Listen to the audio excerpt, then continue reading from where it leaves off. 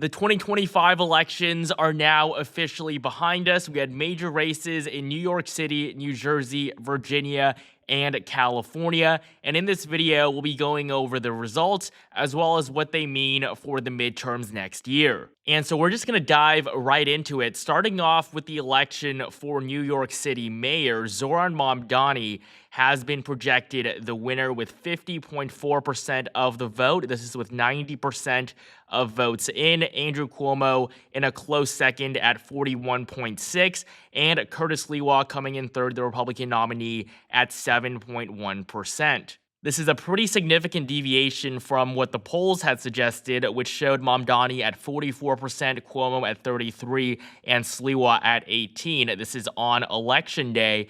And so ultimately, Curtis Sliwa was the big underperformer here, winning just 7% against an expected 18%. And a big reason for this is that many Republicans chose to vote for Andrew Cuomo instead in order to avoid Zoran Mamdani winning the election. And so Cuomo actually had the endorsements of both Mayor Eric Adams and President Trump. In the end, though, this wasn't enough, as Zoran Mamdani has been elected the 111th mayor of New York City. The city is simply too liberal for any non-Democratic candidate to win. Of course, in the early 2000s, we had both Giuliani and Bloomberg as Republican mayors of New York City, but in today's politics, a Republican winning or even an independent winning is simply too difficult. And so Andrew Cuomo will come up short, and this likely does cap off his political career after his fall from grace that made him resign from the governorship of New York in 2021. Now, Cuomo's performance wasn't actually too bad, as just hours before the election, I had predicted on Twitter that Mamdani would win by 13%. In the end, the margin is going to be around 9% as we get those final 9% of votes counted. It's probably going to be around 8 to 9 points that separate Mamdani and Cuomo. And so because of just how significant Mamdani's polling lead was, even if he underperformed, he was still very likely to win.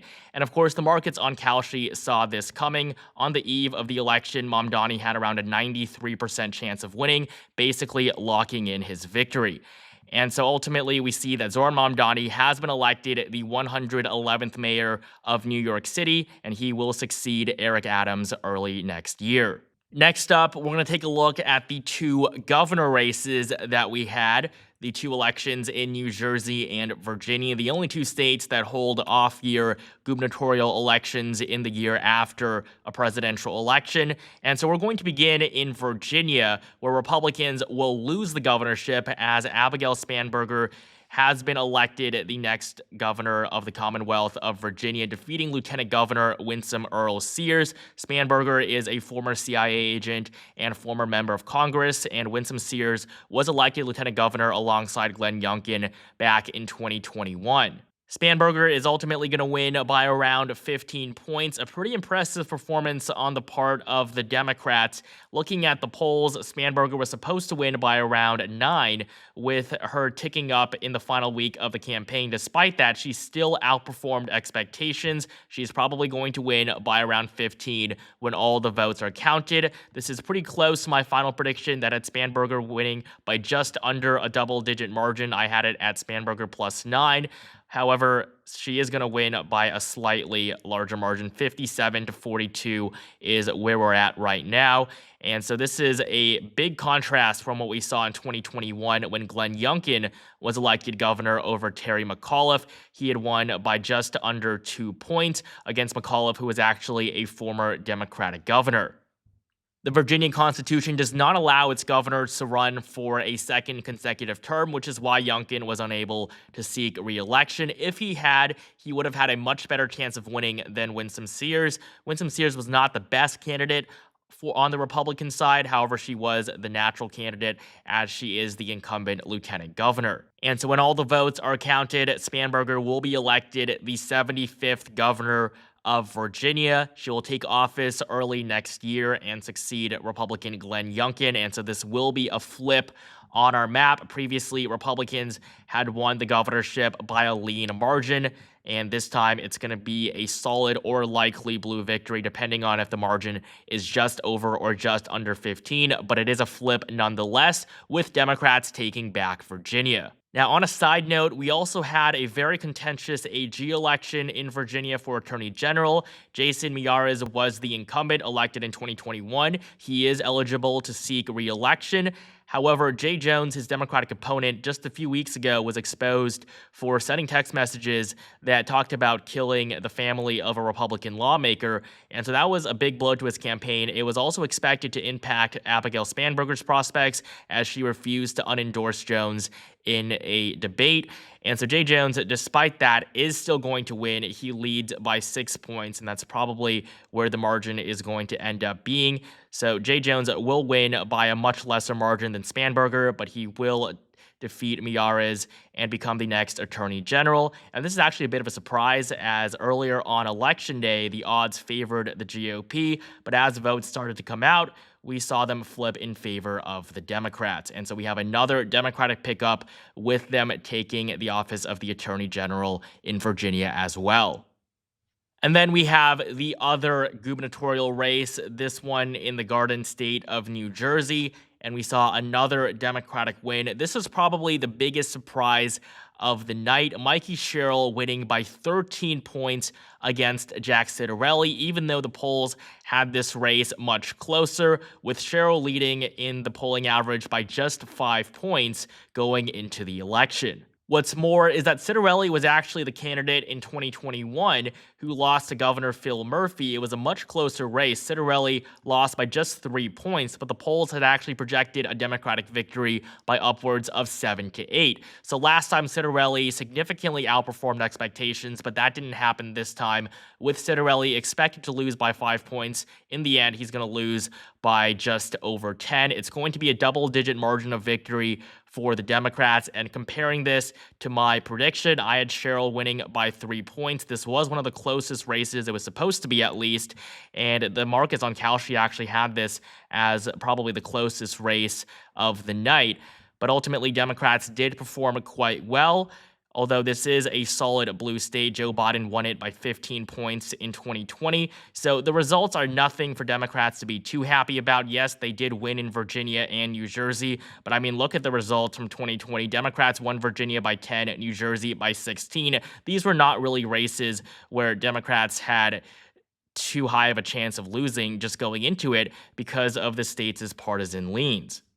Kalshi did have the odds in New Jersey to be a bit closer, especially in mid-October when Sherrill's odds dropped all the way down to 75, although on Election Day they were at 84.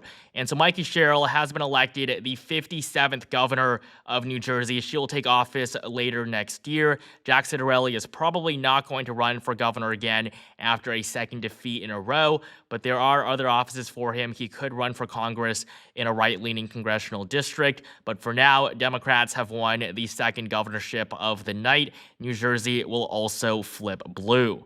And so this means that Democrats have picked up their 24th governorship on our map. Coming into the night, Republicans were at 27, Democrats at 23. The GOP had controlled Virginia, but of course, that has changed. And so in the next few years, Republicans are expected to take back both Kansas and Kentucky, so they could go back up to 28 where they were a few years ago. But for now, for the next year at least, it's going to be 26-24.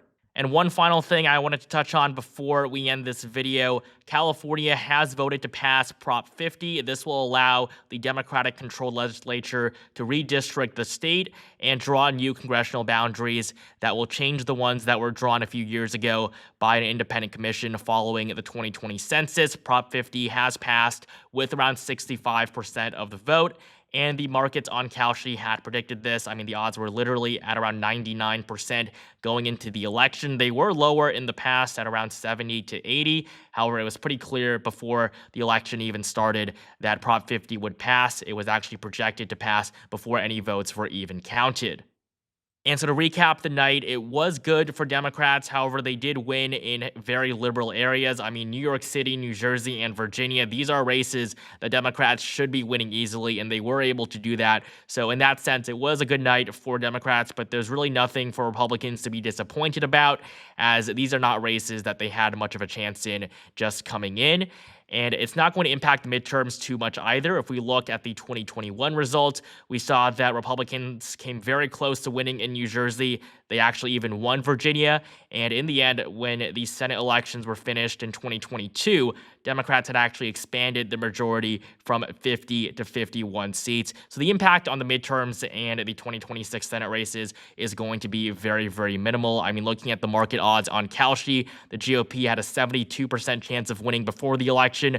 Now they're at around 70, so it's not a big change at all. The GOP is still on track to win the Senate next year. The House is going to be closer, and the GOP is also expected to do well in many of the gubernatorial races, especially the one in Kansas.